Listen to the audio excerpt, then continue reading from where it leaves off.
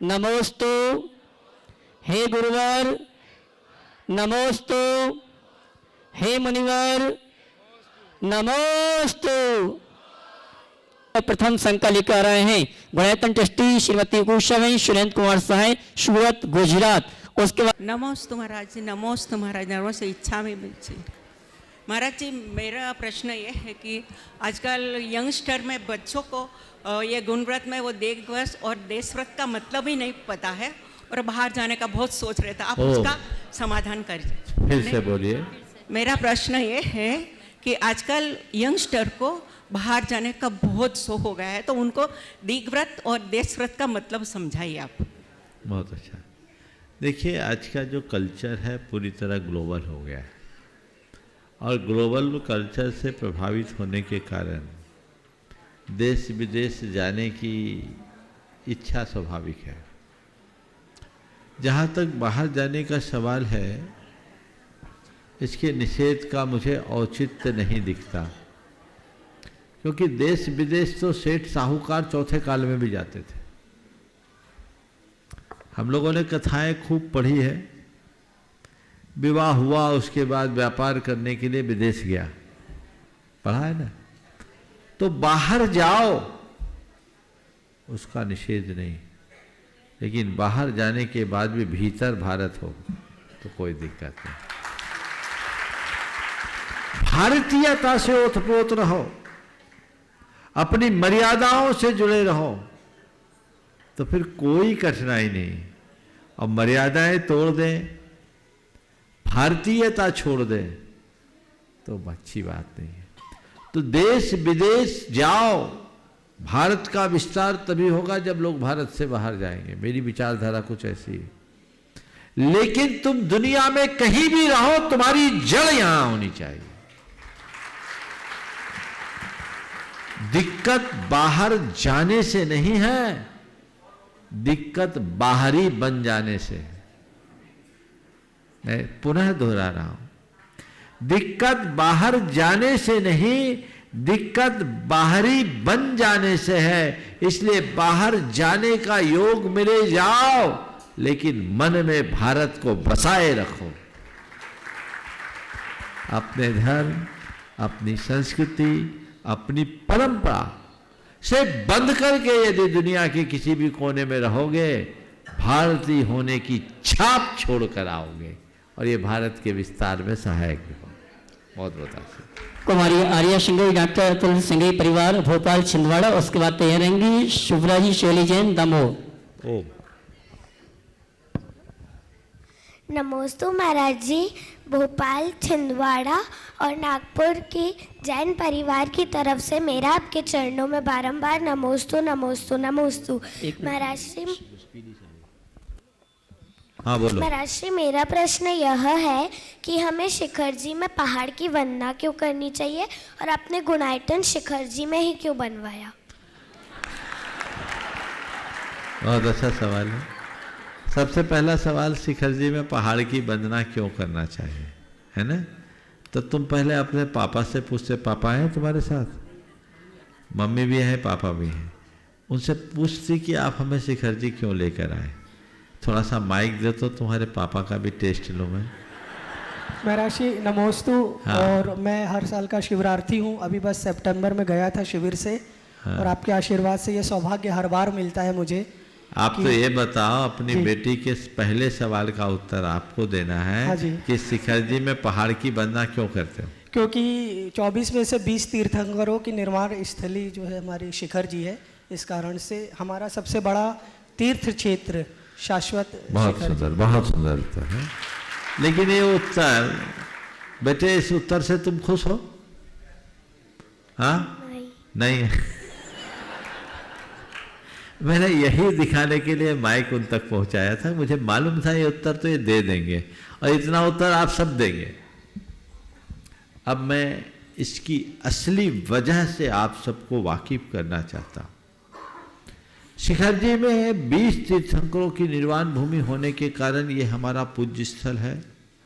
ये शाश्वत तीर्थ है, शाश्वत सिद्ध क्षेत्र है। इसका कण कण पवित्र है। इसकी वंदना करने से, एक बार वंदना करने से हाँ, जो भाव सहित वंदना कर लेता है वो नरक पशु गति से बच जाता है। ये सब चीजें तो है ही, लेकिन शिखर जी आकर के हम इसलिए वंदना करते हैं कि उन महान आत्माओं की रज से ये पूरा इलाका अतिशय ऊर्जावान है और वो ऊर्जा हमारे जीवन को बदलता है। ये शाश्वत तीर्थ है। तीर्थ उसे कहा जाता है जहां आने वाला तर जाए, समझ गए? तो ये हमें तारने वाला है, तो यहाँ हमको एनर्जी मिलती है। आपने अभी वंदना कर ली कि बाकी है? कर ली महाराज। क्या फील हुआ था ऊपर जाने पे? बहुत अच्छा। समझ क्यों हुआ अच्छा है फील? पहाड़ चढ़ने पे अच्छा थोड़ी होता, थकने के बाद भी अच्छा लगा। क्यों लगा? समझ गए? क्योंकि तीर्थंकर परमात्माओं की वो रज यहाँ है, वो पवित्र परमाणु यहाँ है जो हमारी आत्मा को आनंद से भरते हैं। समझ गए? और इसी विशुद्धि के कारण नरक पशु गति से बचा जाता है। समझ गए? और आपने दूसरा जो सवाल किया, गुणायतन यहीं पर क्यों बनाया? मैंने गुणायतन को इसलिए यहाँ चुना क्योंकि बाकी तीर्थ हम आप मनुष्यों के द्वारा बनाए हुए हैं, ये मूल तीर्थ है, इसे तीर्थंकरों ने बनाया।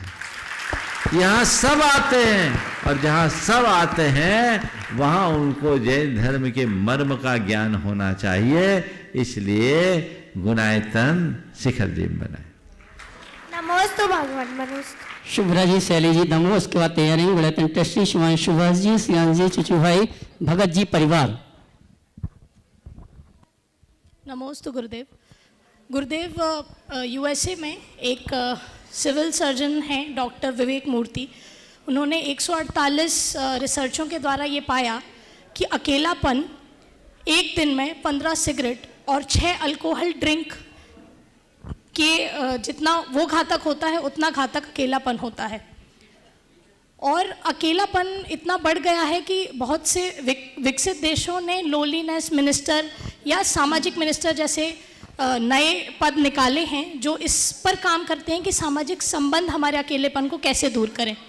पर इसके विपरीत जो बढ़ता प्रचलन है कि जब आप किसी लक्ष्य की ओर हो या किसी जैसे उदाहरण के तौर पर कॉम्पिटिटिव एग्ज़ाम, तो आपको अकेला रहना, एक कमरे में रहना और सभी सामाजिक संबंधों से इतनी दूरी रखना कि लोगों को आपके लक्ष्य का पता ना चले।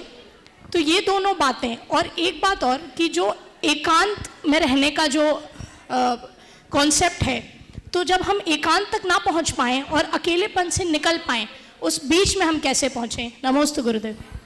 बहुत अच्छा सवाल किया। आपके सवाल के 3 सिरे। सबसे पहले अकेलापन का अनुभव और अकेले रहने में अंतर समझो। अकेला होना और अकेलापन महसूस करना, और तीसरी बात है एकत्व की अनुभूति करना। ठीक है? अकेला, अकेलापन और एकत्व। आप जिस अकेलापन की बात कर रहे हैं वो भीड़ में अकेलेपन की बात है। बेटा घर से बाहर गया, पिताजी ट्रेन में बिठा के आए, बॉम्बे के आईआईटी में उसका सिलेक्शन हुआ, ट्रेन में बिठा के आए हैं और आने के बाद चेहरा बुझा बुझा। पूछा जा रहा है क्या बात है, आप इतने उदास क्यों हो? बच्चे को सीट तो मिल गई। बोले हाँ सीट तो मिल गई, ट्रेन में भीड़ भी बहुत थी, मैं बैठा तो आया पर डर लग रहा है। वो अकेला है और पहली बार बॉम्बे जा रहा है। मतलब क्या हुआ? ट्रेन में भीड़ है पर वह अकेला है। यानी भीड़ में अकेलापन का अनुभव तब होता है जब हमारे हृदय में परमुखापेक्षिता होती है, किसी से कोई अपेक्षा हो और वो हमें साथ न दे तो व्यक्ति अपने आप को अकेला, असहाय, लाचार सा अनुभव करता है। ये अकेलापन है। और जिस लोनलीनेस की बात आप कर रही हैं वो इसी का परिणाम है।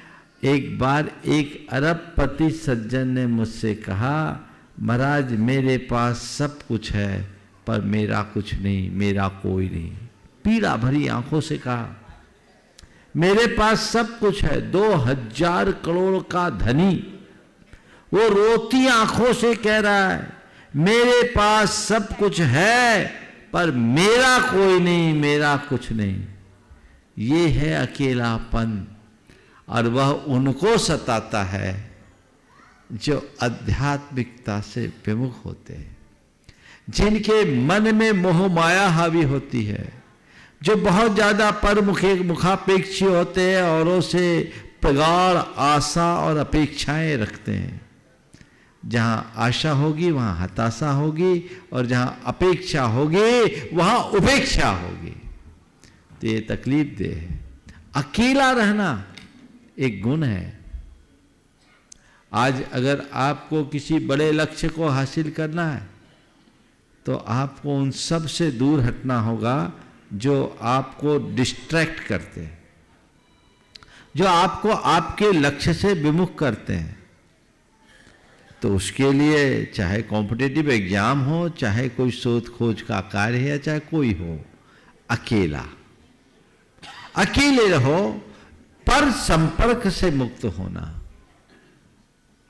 लेकिन ये भी एक बहुत बड़ी उपलब्धि नहीं है। ये संपर्क से अलग हुए हैं पर संबंध अभी भी बने। पर के संपर्क से अलग रहना, अकेला होना बहुत बड़ी बात नहीं है। हाँ, हमारे कुछ स्वल्प कार्यों में सहायक होते हैं, पूरक बनते हैं। लेकिन एक है एकत्व, जहां पर संबंध से मुक्त होना। सबके बीच रहते हुए भी स्वयं में रमे रहना। मेरा कोई नहीं है, ऐसी मायूसी भरी बात कहने की जगह मैं अकेला हूं, इसका अनुभव करना। मैं अकेला हूं, कोई मेरा साथ नहीं देता, ये आरोप लगाने की जगह कोई मेरा साथ दे नहीं सकता, इस अनुभूति का नाम एकत्व का अनुभव। साथ नहीं देता ये आरोप है, साथ दे नहीं सकता ये वास्तविकता है। उस वास्तविकता का जिन्हें अनुभव होता है उनके जीवन का कायाकल्प हो जाता है। तो उस एकत्व की अनुभूति केवल अध्यात्म के बल पर होती है। जो उस अपनी आत्मा के चिरंतन स्वरूप को ठीक तरीके से समझते हैं, वे इस तीसरी भूमिका में रहते हैं, सबके साथ रहते हैं, स्वयं में रमते हैं। सबके बीच रहो, लेकिन इसे केवल एक संयोग मानो नदी नाव का। घिरे रहो परिवार से, पर ना भूलो विवेक। घिरे रहो परिवार से, पर न भूलो ना ये विवेक। आया एक का एक था, अंत एक का एक। बस ये चीज समझ लो, जीवन धन्य। नमस्ते। बड़ा ट्रस्टी शिवांशुवास जी, स्नेहांजलि चचू भाई, भगत परिवार, उसके बाद तैयार रहेंगे प्रमाणिक समूह श्री रीना जी मेहता, सूरत। दो जल्दी पीछे। नमस्ते महाराज श्री। महाराज श्री, मेरा नाम मोनिका जैन है, मैं दिल्ली से हूँ। महाराज श्री, मेरा सवाल ये है कि पद्मावती माता हमारे लिए पूजनीय है या नहीं है? अगर है तो क्यों है, और नहीं है तो उन्हें फिर मंदिरों में स्थान क्यों दिया गया है? ये सवाल तो उनसे पूछो जिनने जो स्थान दिया। समझ गए महाराज श्री? कोई महाराज श्री फिर विरोध भी नहीं करते? हाँ, अगर ऐसा कुछ है तो किसी भी महाराज श्री ने आज तक ऐसा भी नहीं कहा कि मंदिरों में स्थान नहीं देना चाहिए। महाराज ने समर्थन किया क्या? मंदिरों में है तो समर्थन ही कहलाएगा? नहीं, मेरी बात सुनो। हमारे यहाँ हमारे पूज्य कौन है पहले ये जानो। वीतराग, देव, सास गुरु, पंच परमेष्ठी, यही पूज्य है ना। हाँ जी। आपने जिनकी चर्चा की, क्या उन्होंने वीतराग देव में रखोगे? नहीं महाराज। शास्त्र में रखोगे, नहीं, गुरु में रखोगे, नहीं, अरहंत है, नहीं, सिद्ध है, नहीं, आचार्य है, नहीं, उपाध्याय है, नहीं, साधु है, नहीं। फिर क्या काम? तो फिर महाराज श्री, फिर कोई भी महाराज श्री विरोध क्यों नहीं करते कि जो मंदिरों में? देखो ऐसा है, विरोध इसलिए नहीं करते कि हम लोग समाज को झगड़े में फंसाना नहीं चाहते, लेकिन महाराज श्री पर हम आपका विवेक जगाना चाहते हैं। क्या नहीं करना है इसको बोलने से अच्छा है क्या करना है इसका प्रचार करो ना। तुम्हें इसकी समझ है ना? हाँ जी, तो वीतराग को हम पूजे। एक बहन जी ने एक दिन मुझसे सवाल किया, महाराज जी पद्मावती को पूजना चाहिए? मैंने कहा आप पूछती हो? बोले हाँ पूछती हूँ। क्यों पूछती हो? बोले महाराज जी कहा जाता है कि उनकी पूजा करने से रोग शोक संताप नहीं होता। मेरे शब्दों को ध्यान से सुनिएगा। मैंने पूछा आप पूछती हो? बोले हाँ पूछती हूँ। क्यों पूछती हो? बोले उनकी पूजा करने से रोग शोक संताप नहीं होता। बहुत अच्छी बात है। आप कब से पूज रही हो? बोले महाराज जी करीब 25 वर्ष हो गए। मैंने कहा फिर तो आपके यहाँ कोई कभी बीमारी आई नहीं होगी? बोले महाराज इसीलिए तो आया हूं। उनके पास अभी माइक रहने दो, माइक उन्हीं को दो। बीमारी तो आई नहीं होगी? बोले महाराज इसीलिए तो आई हूं, कोई ना कोई बीमारी बना रहता है। मैंने कहा ठीक है चले, लेकिन आपके यहाँ कोई शोक तो नहीं हुआ होगा? बोले महाराज जी पिछले 1.5 वर्ष में 3 मौतें हो गई, 2 कच्ची मौतें। हमारी चाची सास एक्सपायर हुई, एक जेठोता एक्सपायर हुआ और हमारे ही परिवार में एक हमारी ननद एक्सपायर हुई। 3 मौतें हुई जिसमें 2 कच्ची मौत। अच्छा चलो कोई बात नहीं, आपको टेंशन तो कुछ नहीं होता होगा? बोले महाराज जी क्या बताऊं, बहुत टेंशन चल रहा है, फैमिली में डिस्प्यूट है, सेपरेशन की बातें चल रही है, बिजनेस भी ढंग से नहीं चल रहा है, पैसा भी डूब रहा है, रातों में नींद नहीं आती। महाराज को मंत्र दे दो ना। हमने कहा बहन जी अब आप ही बताओ, आपने कहा उनकी पूजा करने से रोग शोक संताप नहीं होता, तो तुम 25 वर्ष से पूज करके भी रोग शोक संताप नहीं मिटा पाई, तो दूसरे का कैसे मिटेगा? बात समझ में आ रही है? हाँ जी महाराज। हमने बोला अब आप जानो, आप क्यों पूछती हो?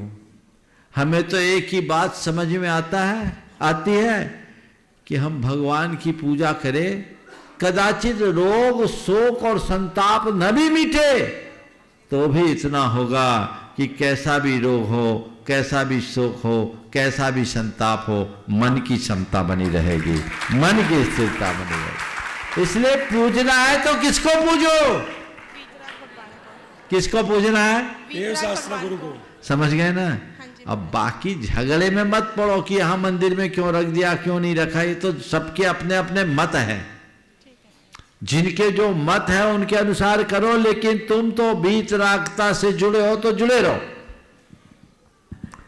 बहुत तरह की मान्यताएं लोग अपनी अपनी मान्यताओं के अनुरूप करते हैं, लेकिन मेरा आप सबसे कहना इतना ही है, पूज्या पूज्य का विवेक तो होना ही चाहिए। अगर यही सब चीजें नहीं होती तो इतने सारे पंथ और परंपराएं क्यों बनती? हमें अपने विवेक का प्रयोग करके आगे बढ़ना चाहिए। ठीक है महाराज। नमस्ते महाराज श्री। धीरज मेहता सूरत, उसके बाद तैयार रहेंगे बड़ायतन ट्रस्टी परिवार से धीरज जी जैन दिल्ली। नमोस्तु महाराज जी, पूरे समाज की ओर से नमोस्तु, आवरा नगर पाठशाला के बच्चों की ओर से नमोस्तु महाराज जी, नमोस्तु महाराज जी। महाराज जी हमारे मन में ये जिज्ञासा है, जैसे पाप का बाप लोभ कहा जाता है, तो ऐसे पुण्य का सबसे उत्तम पुण्य कौन सा कहा जाता है महाराज जी? पाप का बाप लोभ, अब पुण्य का सबसे उत्तम पुण्य कौन सा है? देखिए हमारे यहाँ शास्त्रों में उत्तम पुण्य के लिए सबसे उत्तम पुण्य एक सद्गृहस्थ के लिए बताया है, वो है पात्र दान। क्षितिगत मिव बट बीजम पात्र गतम दान मल्पमपि काले फलति छाया विभुवम बहुफल मिष्टम शरीर वृता। और आप सबको धन्य कुमार की कथा का पता होगा, अकृत पुण्य, जिसने निर्माल्य का भक्षण किया, जागीरदार का पुत्र होने के बाद भी कंगाल हो गया, और उसी ने मुनिराज को आहार दिया, उसका जीवन ही बदल गया। तो पात्र दान को महान पुण्य का कारण बताया है, और दान की अनुमोदना से ही भोग भूमि में उत्पत्ति बताई। इसलिए अगर आप मुझसे कहो कि सबसे बड़ा पुण्य किसमें है, तो सब पुण्य के कार्य में पुण्य बड़ा है, लेकिन पात्र दान अपने आप में सबसे उत्तम मानना चाहिए। नमोस्तु महाराज जी। ओम अगला धीरज जैन दिल्ली, उसके बाद तैयार रहेंगी बहन करण दीदी इंदौर, सभी श्राविका आश्रम की बहनों के साथ और आरिका सिंह की बहनों के साथ। परम पूज्य आराध्य गुरु परम प्रमाण सागर जी महाराज जी के चरणों में नमोस्तु नमोस्तु नमोस्तु। महाराज जी, मेरा ये अनुभव और पीड़ा दोनों हैं कि शिखर जी जैसे हम जाते हैं तो 20 साल पहले अगर जाते थे वहाँ से ऊर्जावान होके आते थे, ऊर्जा अंदर लेके आते थे, इतनी एनर्जी होती थी कि दोबारा अगर यात्रा करने को कोई कहता था तो चल देते थे हम। लेकिन अभी के समय में जितने लोगों से मेरी आते हुए बात हुई तो सब कह रहे हैं पैरों में दर्द हो गया, ये हो गया, वो हो गया।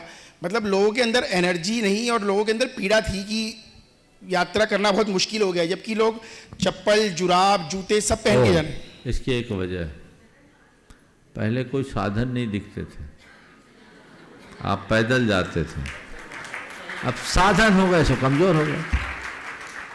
जब तक मोबाइल नहीं थे तुम्हारे लिए हर व्यक्ति को 100-200 लोगों के नंबर याद रहते थे, रहते? बिल्कुल महाराज जी। अब तो खुद का नंबर भी शायद पता ना हो, है? कैलकुलेटर नहीं था, उंगलियों पर सारा गणित हो जाता था। अब 3, 2, 5 जोड़ने के लिए कैलकुलेटर।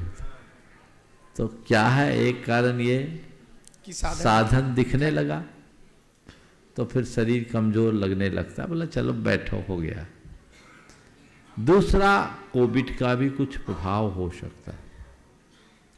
अभी बहुत सारी चीजें ऐसी प्रकाश में आ रही है, अभी कोई रिसर्च तो सामने आया नहीं, लेकिन चर्चाओं में ये बातें हैं जिस पर गंभीरता से विचार अपेक्षित है।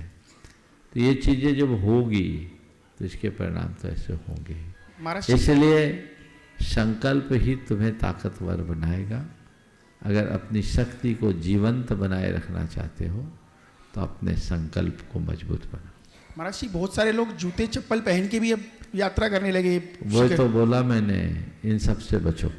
नमोस्तु नमोस्तु। बहन करण दीदी सभी भ्रती बहनों के साथ, और इसके बाद तैयार रहेंगे प्रमाणित समूह से मौलिक जी चूड़ावाला सूरत। दोनों महाराज जी के चरणों में बारंबार नमोस्तु नमोस्तु। सभी छुल्लक महाराज जियों के चरणों में इच्छा में महाराज जी सबसे पहले तो ये बात है कि आप महाराज जी लोग सबको एक साथ इतना वात्सल्य कैसे दे सकते हैं? ऐसा लगता है कि महाराज जी लोग इतना वात्सल्य देते हैं और हम लोग तो इतने सब बहनें मिलके भी इतना नहीं कर पाते एक दूसरे के प्रति। फूल को देखा है? फूल डाल में खिले हुए फूल को देखा है? उसकी खुशबू किसी एक दिशा में फैलती कि सब दिशा में? सब दिशा में। बोलो। सब दिशा में। और फूल की खुशबू सब दिशा में फैलती इसलिए क्योंकि वो अपने जड़ों से जुड़ा हुआ है। जो अपने जड़ों से जुड़ा होता है वो खिला होता है और उसकी सुगंध सब तरफ फैलती है, और हमें फैलाना भी चाहिए, उसे कहीं एक जगह सीमित नहीं रखना चाहिए। महाराज जी, जैसे किसी का मरण होने वाला होता है तो उसको महीने भर पहले मालूम पड़ जाता है, 15 दिन पहले मालूम पड़ जाता है, 8 दिन पहले भी मालूम पड़ जाता है, 2 दिन पहले भी। तो ऐसी कौन सी विशुद्धि होती है कि उन भावनाओं की तरह उसको मालूम पड़ जाता है? देखिए, ऐसा कोई नियम तो नहीं है कि किसी को पहले से मालूम पड़ गया, लेकिन जैसे मालूम पड़ गया वो भाग्यशाली, उसके बाद वो संभल गया तो अच्छी बात है। हमारे पिताजी को मालूम पड़ गया था 1 हफ्ते पहले, आने मरण होने वाला है, तो वो आचार्य के पास चले गए थे तो समाधि मरण हुआ, आश्रम में बहुत ही सुंदर, रहते थे। बहुत सुंदर। मौलिक जी चूड़ावाला सूरत प्रमाणित समूशी, उसके बाद तैयारेंगे अनुपमा जी हंसा जी भोरावत मुंबई। नमोस्तु महाराज जी, नमोस्तु नमोस्तु। महाराज जी, हम कभी कभी स्वाध्याय करते हैं तो मेरी तार्किक बुद्धि कभी कभी उसके सामने अपोज करती है। तो मेरा एक छोटा सा क्वेश्चन है, तो अपने जैन धर्म में इतनी प्रगाढ़ श्रद्धा कैसे बनाए जैसे सम्यक दर्शन अच्छी तरीके से डेवलप हो जाए? बहुत अच्छा सवाल है। जैन धर्म में अपनी श्रद्धा को प्रगाढ़ कैसे करे? तो श्रद्धा को प्रगाढ़ करने के लिए एक ही उपाय, मूलभूत बातों को पकड़ो और उसको देखो कि ये हमारे लिए कितना प्रैक्टिकल है और कितना प्रभावी है। 7 तत्वों की बातें जो बताई है पूरी तरह वैज्ञानिक है, तार्किक है, उसको पकड़ो। बाकी विवेचनाओं बहुत सारी चीजें आगे पीछे होगी, उस चीज को जान लो, आत्मा अनात्मा के रहस्य को जान लो, सार और असार को पहचान लो, श्रद्धा अपने आप मजबूत बनेगा। बाकी चीजों में उलझोगे तो भटक सकते हो, तो पहले मूल को पकड़ो, श्रद्धान बढ़ेगा। और देव शास्त्र गुरु के सामीप्य को बढ़ा दो, अपने आप पक्के हो जाओगे। क्योंकि खरबूजे को देखकर रंग बदलता है, ये कहावत यथार्थ है। अनुपमा जी हंसा जी भोरावत मुंबई, उसके बाद तैयार रहेंगे सूरत से गायत्री ट्रस्टी सौरजी साय छायावेन सहाय। नमोस्तु महाराज साहब, नमोस्तु महाराज साहब, नमोस्तु महाराज साहब। मेरे साथ हमेशा ऐसा होता है, परिवार को लेके चलती हूँ, फिर भी परिवार हमेशा नाराज रहता है, कभी कोई खुश ही नहीं होता, मेरे से सब नाराज रहते हैं। साथ लेके चलने के बाद भी नाराज है तो अलग होने पर तो आग ही लग जाएगी। हाँ वही। इसलिए ये सोचो कि मेरे पाप का उदय है, हाँ। अब मैं और अच्छे से साथ रखूं, सबको राजी करूं। सब राजी होते ही नहीं महाराज। देखो, सब मुझे अपनाए ये मेरे हाथ में नहीं है, मेरे वाक्य को ध्यान से सुनना। हाँ। सब मुझे अपनाए ये मेरे हाथ में नहीं है, पर सबको मैं अपना बनाऊं ये मेरे हाथ में। तो सबको अपना बनाने का उद्यम कीजिए, है ना।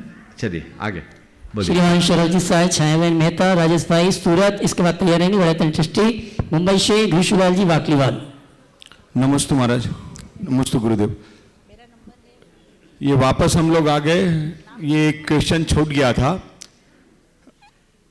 ऐसा है, मेरे 2 पुत्र है गुरुदेव, दोनों अच्छे एजुकेटेड है।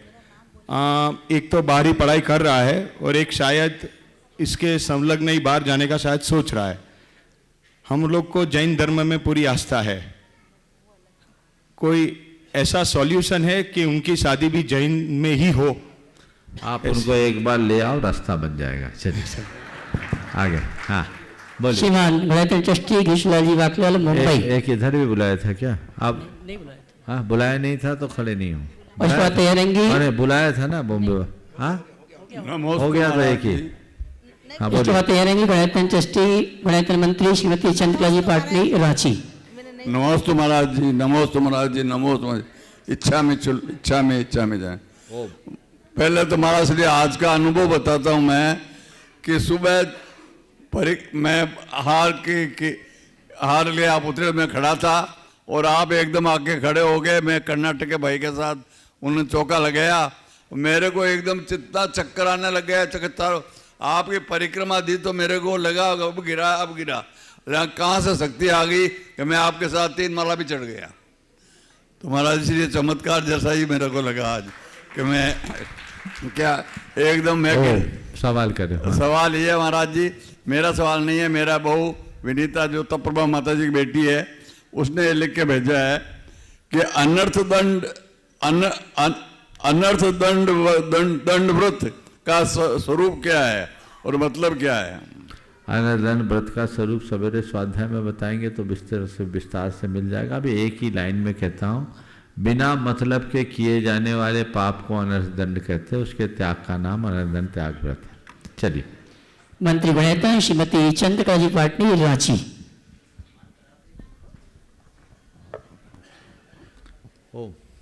मेरी तरफ से जगत के सब्जियों की तरफ से मुनि राजों के चरणों में नमोस्तु, छुल्लक जी महाराज के चरणों में इच्छा में।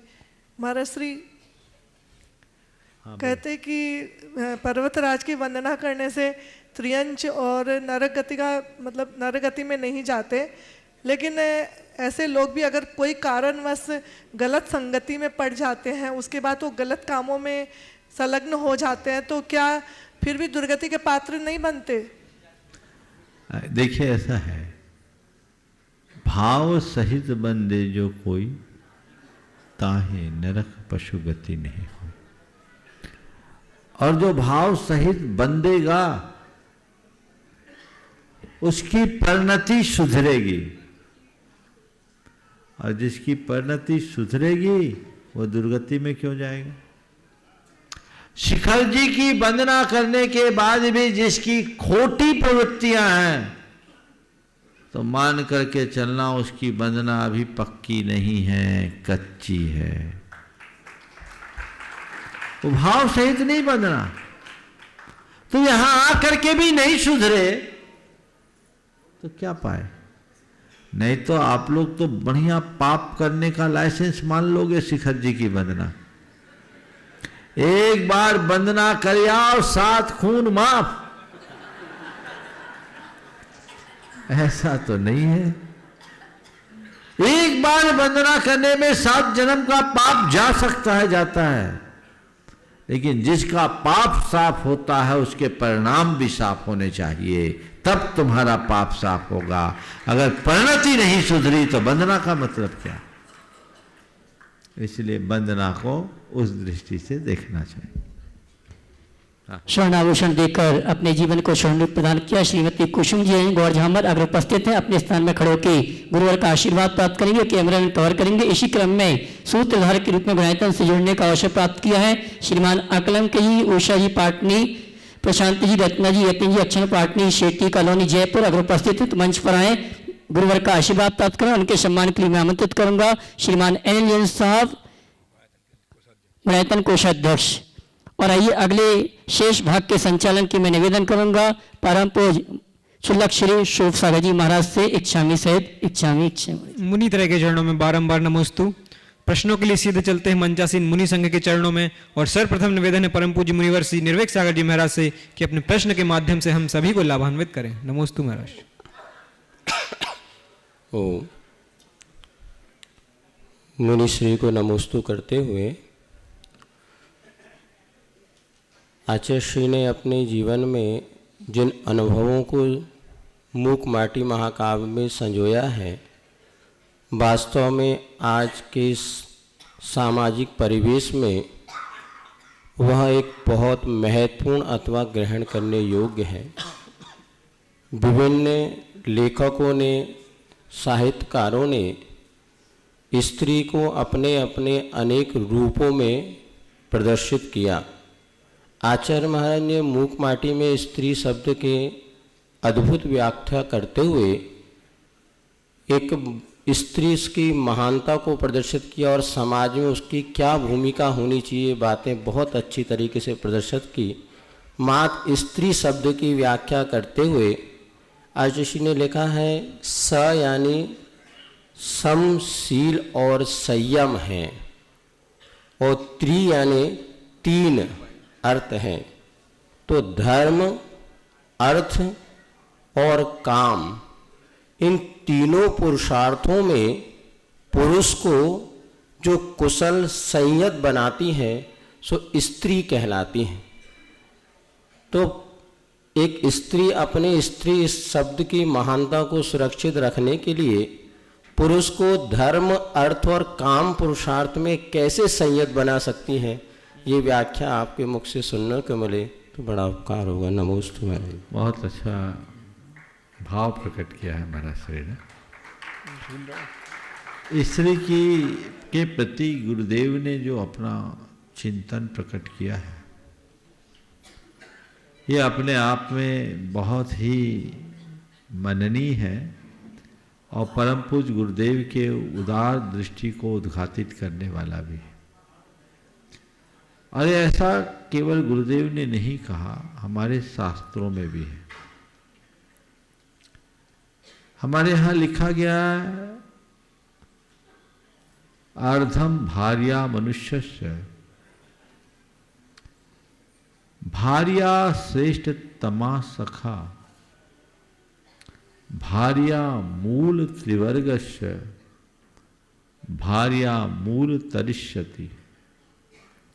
एक स्त्री उसकी अर्धांगिनी, वो उसकी सबसे श्रेष्ठतम सखा यानी मित्र है। वो त्रिवर्ग की मूल है, अर्थात धर्म अर्थ काम, इन तीनों पुरुषार्थों की धुरी एक स्त्री है।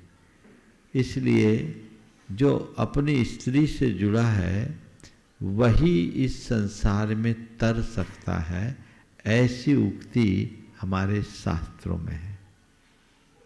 आपने पूछा एक स्त्री एक पुरुष को, दूसरे शब्दों में कहूँ एक पत्नी अपने पति को धर्म अर्थ और काम इन तीनों पुरुषार्थों से कैसे जोड़ सकती है। हम आप सबसे कहेंगे पहले स्त्री पुरुष का बंधन किससे होता है, इस पे जाए। किससे होता है? स्त्री पुरुष का पारस्परिक बंधन कब होता है? विवाह है ना। और हमारे यहाँ विवाह को क्या बोला गया है?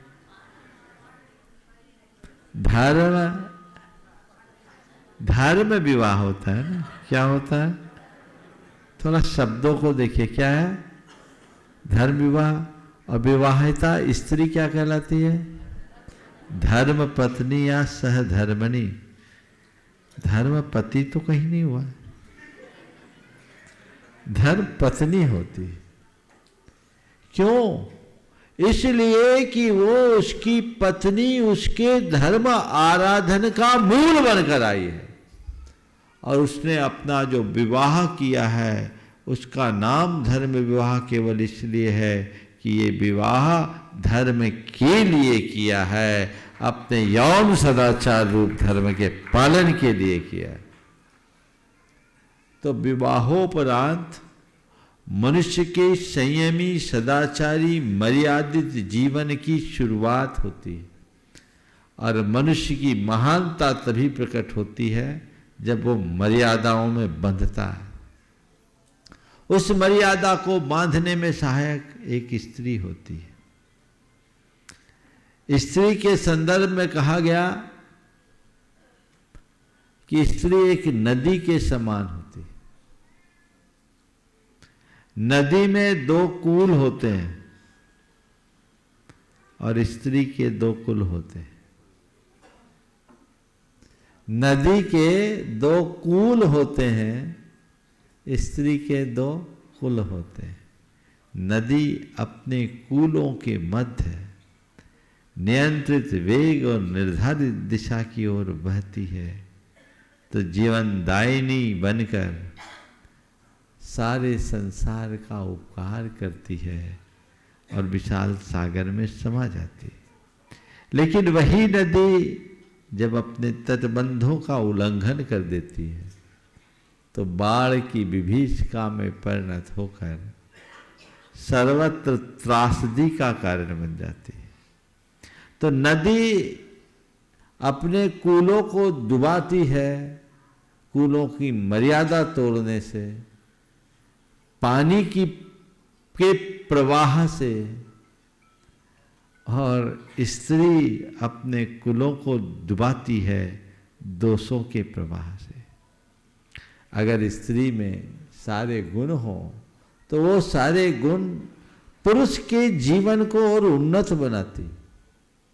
इसलिए धर्म अर्थ और काम ये तीनों पुरुषार्थ का आधार उसे बताया गया। पर ये कब होगा?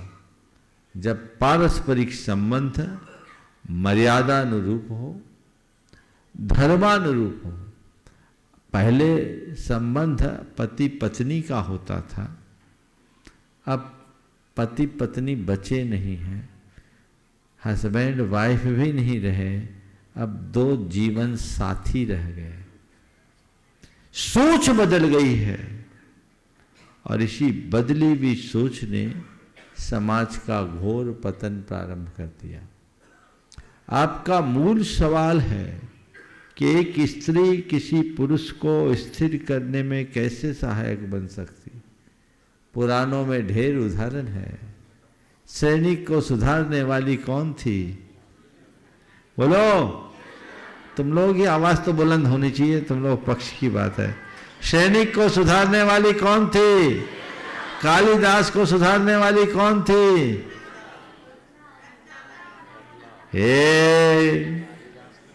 कौन थी कालिदास को सुधारने वाली? बोलो। सरस्वती। और तुलसीदास को सुधारने वाली कौन थी? रत्नावली। ये है उदाहरण। ये किस बात का प्रमाण है?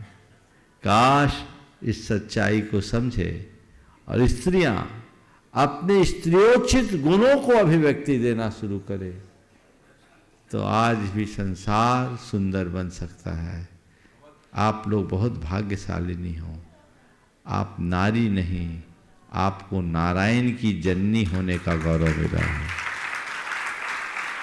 नारी नारायण की जननी है। यदि नारियोचित कर्तव्यों का पालन करे तो पूरे संसार का उद्धार कर सकती है और जीवन को विकसित किया जा सकता है। हाँ, आयतन में सूत्रधार के रूप में श्रीमान अकलंक ही उषा जी पाटनी हमारे बीच उपस्थित हैं। मैं सम्मान से आमंत्रित करूंगा पूरे परिवार के साथ गुरु वंदना का शवाब प्राप्त करें। उनके सम्मान के लिए आमंत्रित करूंगा आयतन के कोषाध्यक्ष श्रीमान NNS साहब जयपुर। अगला सवाल महाराज जी का निवेदन है पूज्य छुल्लक श्री समादर सागर जी महाराज के चरणों में कि अपने प्रश्न के माध्यम से हमें भी बोधि की प्राप्ति कराएं। महाराज चरणों में नमोस्तु नमोस्तु नमोस्तु। महाराज जी, वर्तमान में बीमारियां बढ़ रही हैं और खान पान में हम लोग अनाज लेते हैं। अनाज जब किसान के यहाँ से आता है तो बाजार में आता है, पैकिंग होकर के आता है। आजकल लोग मेहनत कोई करना नहीं चाहते, सब पैकिंग चीज़ें खाना पसंद करते हैं। तो वर्तमान में अनाज किस प्रकार का लेकर के अपने शरीर को स्वस्थ रख सकते? नमस्ते महाराज जी। महाराज श्री का कहना है पैक्ड फूड का उपयोग करना चाहिए कि नहीं। देखिए, पैक्ड फूड के विषय में बहुत सारी चीज़ें रोज प्रकाश में आती। खास इसमें भी दो रूप है, एक तो तैयार और एक राह लेने में कोई बुराई नहीं है, लेकिन उसको भी ठीक तरीके से सोच बीन करके लेना चाहिए। परंतु जो आजकल पैक्ड फूड का चलन आ गया है, अब तो फास्ट फूड और पैक्ड फूड का बहुत जमाना तेज़ी से बढ़ रहा है। रेडी टू ईट का कंसेप्ट बहुत तेज़ी से बढ़ रहा है। ये सेहत के लिए बहुत हानिकारक है, धर्म की दृष्टि से तो है ही। मनुष्य को अपने खान पान के प्रति बहुत सजग रहना चाहिए और उसी सजगता के साथ अपने जीवन के क्रम को आगे बढ़ाना चाहिए। यदि खान पान में हमने अपनी सजगता खो दी तो हमें पूरी ज़िंदगी दवाई खाने के लिए मजबूर होना पड़ेगा। इसलिए आजकल तो सरकार भी इसे प्रवर्तित कर रही है, मिलेट्स को खाने के लिए बहुत ज़्यादा प्रेरित कर रही है। तो अपने खान पान के प्रति जागरूकता तो होनी ही चाहिए। समय आप सबका हो गया है, यहीं पर विराम। बोलिए परम पूज्य आचार्य गुरुवर श्री विद्यासागर जी। जय जय जय।